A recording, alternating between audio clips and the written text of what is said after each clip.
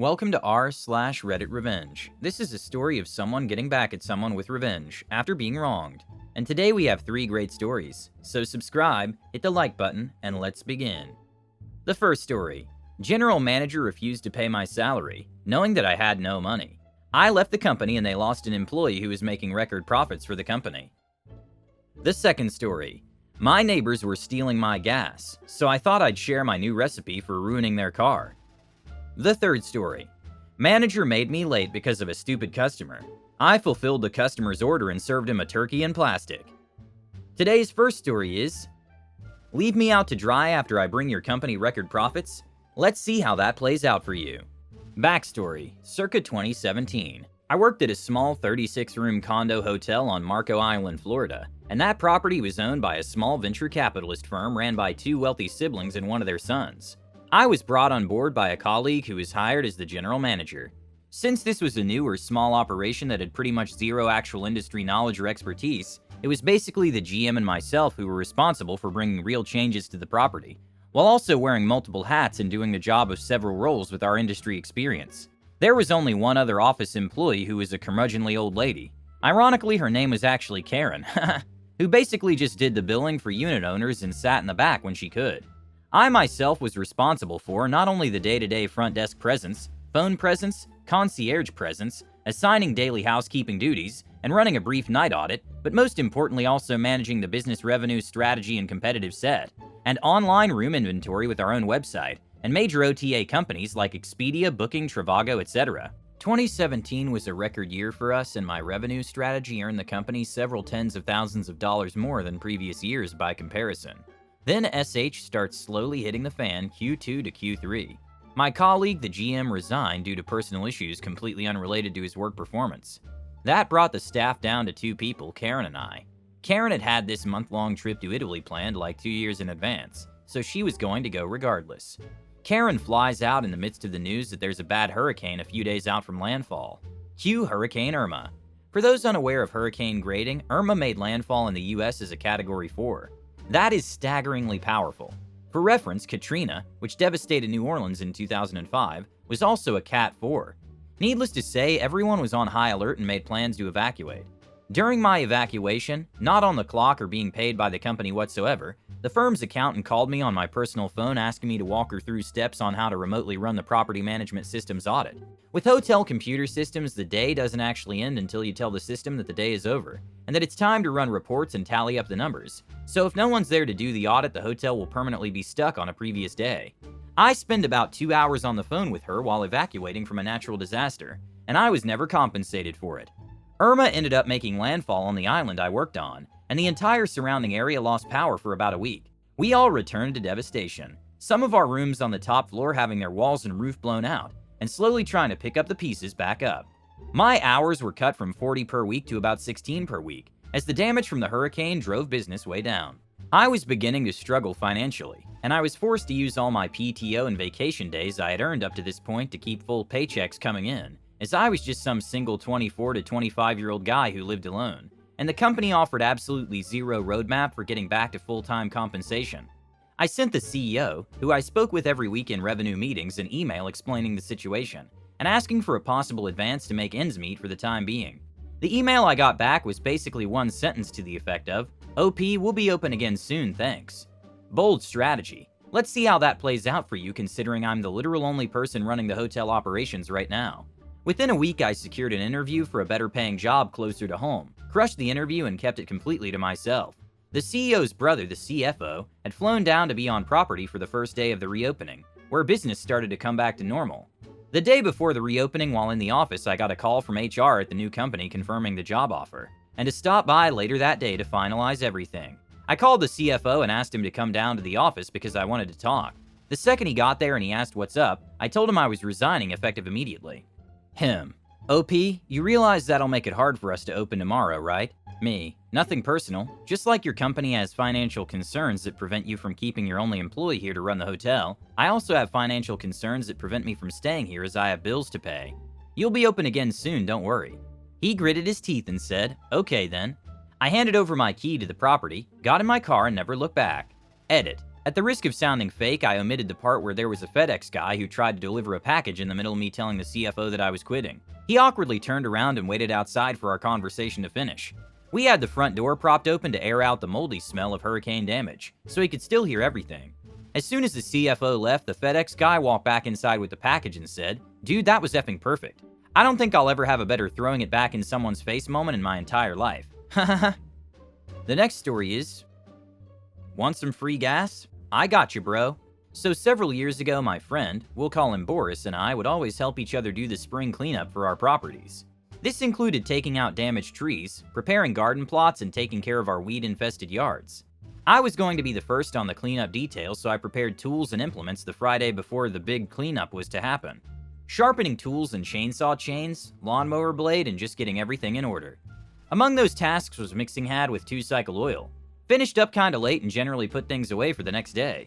The next morning, Boris shows up with coffee and biscuits around 8 a.m. As we were sitting on his tailgate enjoying breakfast, my neighbors ride by in their beat-to-hell Chevy Cavaliers smoking like a freight train. We will call them Rocky and Bullwinkle. Boris and I made the usual jokes about the amount of smoke pouring from the exhaust. Bet they got to the gas station and fill up with oil and check the gas. We soon finished breakfast and thought nothing more about it. As we begin to get the tools laid out and has out our plan of attack, I cannot find my gas cans. No mixed gas, regular gas, or a gas can in general. That's when it dawned on us why the car Rocky and Bullwinkle were driving was smoking so bad. I'm peeved to say the least. Well, all Boris and I could do was go shopping for gas cans, gas, and more 2-cycle oil. After we returned, we saw Rocky and Bullwinkle pass by several times, but all in all, we got a lot done. The next weekend, we dedicated to clean up at Boris's. A weekend or two go by and we have a family dinner at my wife's, Rocky's and Bullwinkle's grandparents'. Toward the latter part of the evening, we were having a few drinks. Most people had left, and myself and wife's grandfather were shooting the breeze when I had to take a leak. As I was doing so, I saw a gas can with very distinct paint on it. I inquired from the old man about how it came into his possession, and he stated Rocky and Bullwinkle left it there. I simply explained it was mine, as was another, and loaded them in my truck. It ate at me every time that POS car with my post neighbors went by. So I hatched a plan from a rotten egg. I went and bought a few gallons of gas, a few gallons of diesel fuel, and some other various oils. I made a concoction of these different chemicals and filled my new 6-gallon gas can I had to purchase with some clean gas. I filled the lawnmower and cut some grass that evening, making sure Rocky and Bullwinkle saw me. Then I put everything away but forgot and let that rotten egg gas can out. I got up and went to work the next morning and didn't even think to check on the can. But when I got home, I checked and it was gone. My wife informed me that my plan must have worked as she watched Rocky and Bullwinkle go in and out with the car, not only smoking, but spitting and sputtering as well. The last time they rode out, they didn't ride back in. They gave me about an hour apiece before they came over and wanted to know if I could look at the car and see what was wrong. If it could not be fixed on the side of the road, maybe tow it home. My response? I've had a long day and have a migraine. Maybe tomorrow. I saw the panic set in when I told them that. That's when they told me they had no insurance and it was on a main road. Tough luck. So the highway patrol did run across it and had it towed.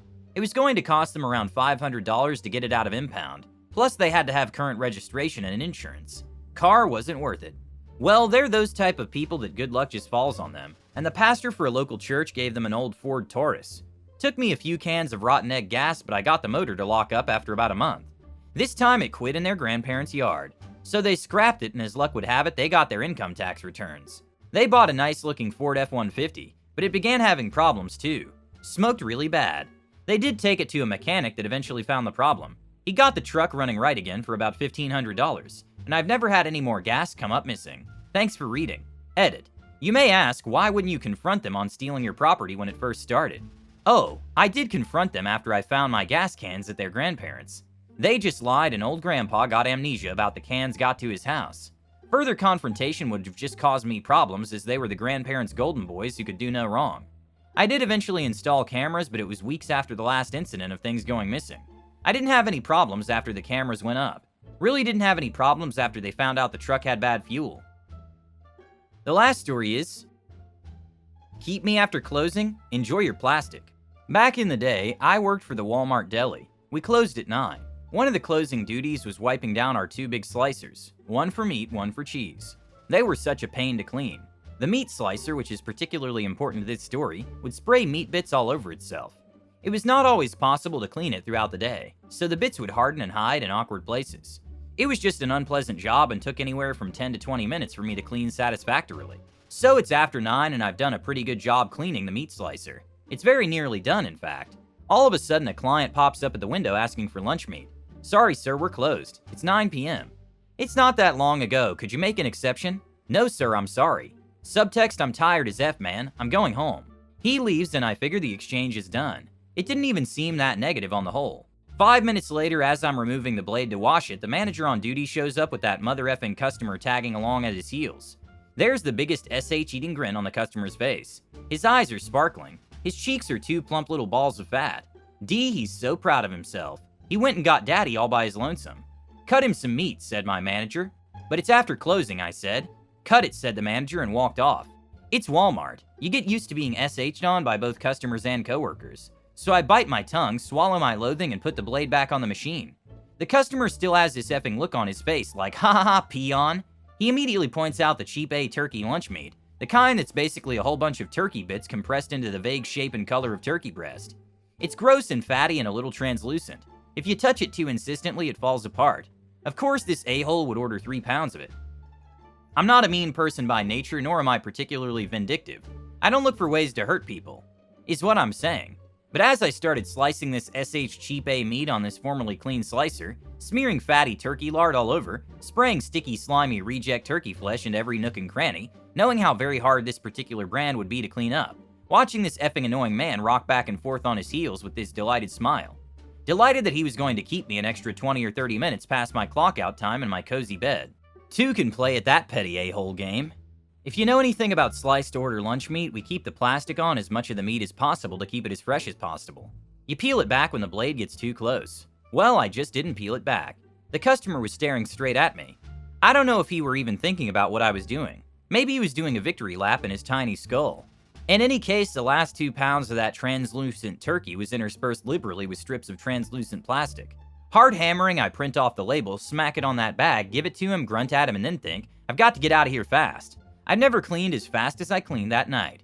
I didn't even particularly care if I did it well this time. As I left the store, I peeked over my shoulder and saw my manager hightailing it to the deli section. I sprinted off. The next day, we received my bag of plastic turkey from returns. All 3 pounds of it. The reason? There's plastic in it. Manager never did talk to me and I went on as usual. I win, B. Edit. The secret in a retail giant like this is that the right hand doesn't know what the left hand is doing. That was a night manager. I was a daytime employee. We didn't know each other and I'm not sure what his department was. I assumed that there were simply enough things on his plate without worrying about me. We served people up to the hour. That really isn't the problem. Even if you had to stay over, it wasn't as bad as being kept over maliciously. Thanks for watching. Hit the like button and subscribe to the channel. Have a great day.